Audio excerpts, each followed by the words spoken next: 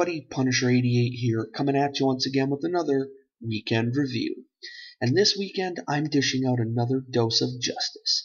That's right, today I'm reviewing Justice issue number 2.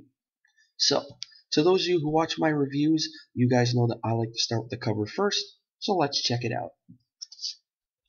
Now, like with the cover to issue number 1 of this series, I think this cover is equally as awesome. And you're probably going to hear me say that a lot with each issue I review of this series, so be prepared. So, let's go over a couple things that I love about this cover. So let's get the big one out of the way, and that is, yes, it's done by Alex frickin' Ross. Second, I love how it's done on an all-white background. That's not easy to do, and as you can see here, it looks amazing. At least to me it does. The third thing I like is how the Justice League is all done in black and white, and the Riddler is done in color. And lastly, I love how even before opening the front cover, you get a hint to what characters we're probably going to be focusing on the most in this issue. Because as you can see here, Batman is front and center instead of the usual Superman, and you see him staring right down at the Riddler, so there's a hint. And I love when comic book covers do that. So, from the cover alone, do I think this book's batting 1,000? Come on, I think you guys all know the answer to that one. Yes, I do. But that's just the cover.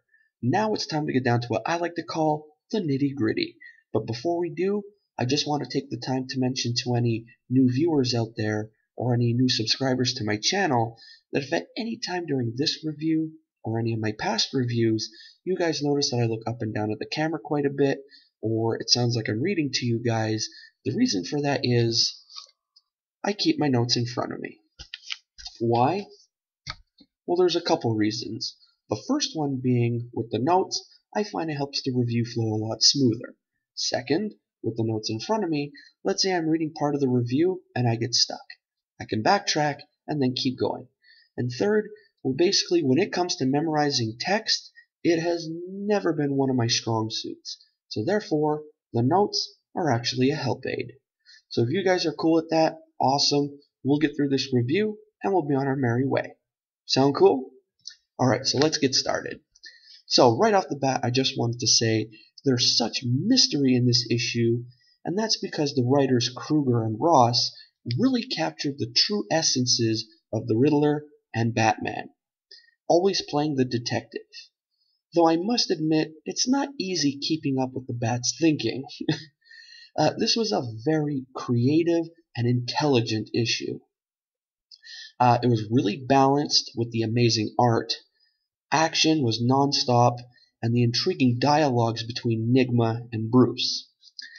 Also, the narrative from the perspective of Batman was so good, showing how versatile and adaptive he can be.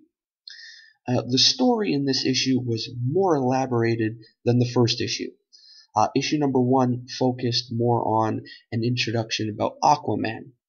And if you guys want to see my review on issue number 1 of Justice, I'll post a link to that video in the description below. Making this issue being great both for the writing and the art. Oh, the art. It's a perfect issue.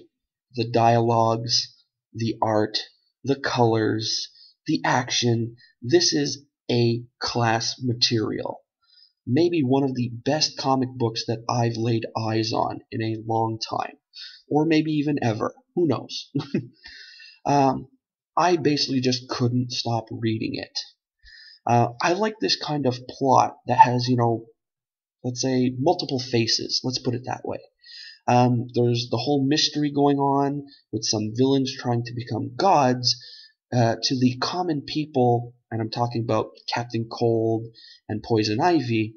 There's the whole mystery behind Aquaman, who I first thought the villains were going after, all the heroes, but maybe it's just some of them that they need. Luthor and Brainiac to prevent Armageddon.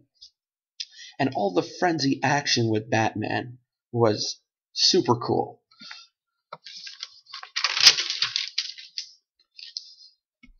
The pace of this story is awesome, balancing action and plot very, very well. The combined art of Ross and Brathwaite is something extraordinary, out of this world even. I could easily read this issue over and over and over as many times as possible, and I just can't get enough of this stuff. I know I'm gushing and nerding out to the max here, but it's true, man. That this stuff is amazing. um, where was I? Oh yeah, okay. This is a story that really is surprising me, and it's really predicting all my early expectations. So once again, like with issue number 1, issue number 2, highly recommended. Highly, highly recommended. I really can't wait to read the rest of this, this series, because I'm loving it. It is bang on stuff.